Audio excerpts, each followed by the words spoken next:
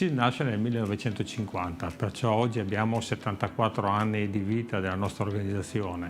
Nasce ispirandosi alla dottrina sociale, la dottrina sociale che è una cosa importante, la dottrina sociale cristiana, che è una cosa importante per noi perché si rifà anche al laicismo, a un movimento che tiene conto di tutta un'autonomia che va per lavoratori e lavoratrici, pensionati, pensionate e tutto il mondo del lavoro. E questo ritengo una cosa importante e fondamentale. E parte anche con un'ispirazione molto forte che è la partecipazione al lavoro che ci vede impegnati ogni giorno proprio nel protagonismo che vogliamo attivare. Ci occupiamo di tutela di lavoratori, lavoratrici, di tutela riguardo a tutto quel mondo sociale che ci occupa poi di dare dignità al lavoro, di dare qualità al lavoro, di dare un'ispirazione molto forte a una rappresentanza del mondo del lavoro e che vuole essere con l'impresa, come dicevo prima, in una partecipazione attiva al lavoro che vuole guardare al futuro con protagonismo, con pragmaticità e anche con l'effetto che ci chiede proprio la società di oggi.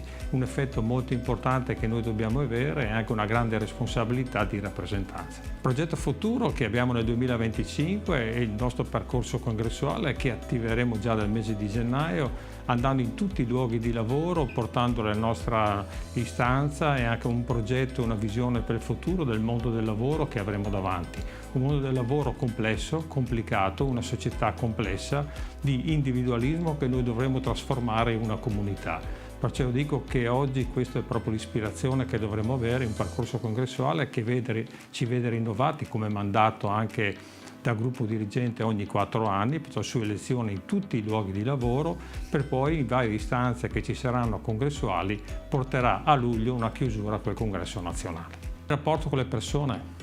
il rapporto con i colleghi di lavoro, chiamati sindacalisti, noi chiamiamo il ruolo che si ricopre ogni giorno, un ruolo di grande responsabilità, ma che deve avere tutte le motivazioni e la vitalità proprio di attivare proprio come ripeto, con i colleghi, ma soprattutto con lavoratori e lavoratrici pensionati, ma tutta la società di oggi, una rigenerazione umana che dobbiamo tenere a ogni conto proprio di un grande protagonismo che dobbiamo avere proprio in questo delicato momento della società. Perciò un'attività molto forte e anche di visione per il futuro.